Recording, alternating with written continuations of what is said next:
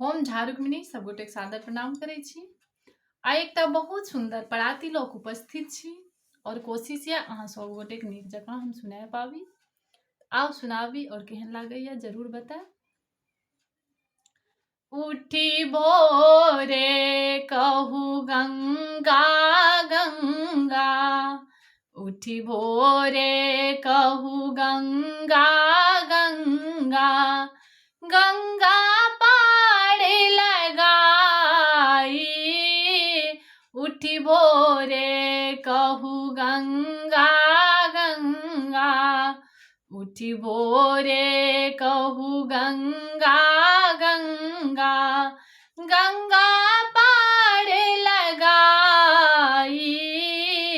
उठी भोरे कहू गंगा गंगा, छल एक पापी महाबलियो, जाय मगह मरि गेला।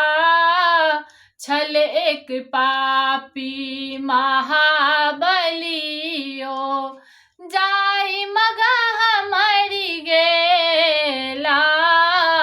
ओकरा तन के कौआ कुकुर नहि खाए, ओकरा तन के कौआ कुकुर नहि खाए। गीदड़ देखी डेराए, गीदड़ देखी डेराई। उठी भोरे कहू गंगा गंगा, उठी भोरे कहू गंगा गंगा, गंगा पार लगाई।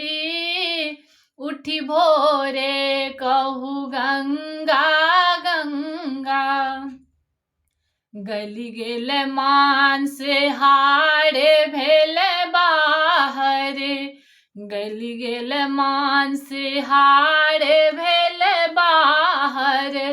राम राम भेल बिकलाई, गली गेल मांसाहार भेल बाहर।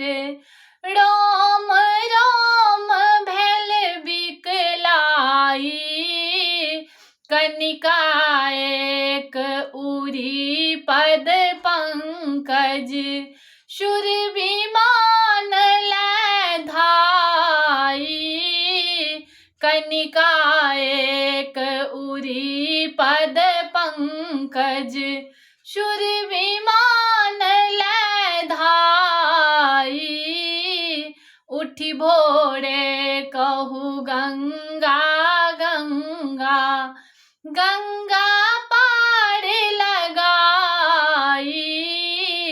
उठी भोरे कहू गंगा गंगा, पक्षी एक उड़ल गंगा में, ऊपर पाखी पसारी। पंछी एक उड़ल गंगा में, ऊपर पाखी पसारी। देखू गंगा जी के महिमा, से हो कोना तरि जाई। देखू गंगा जी के महिमा, से हो कोना तरि जाई। उठी भोरे कहू गंगा गंगा, गंगा पार लगाई।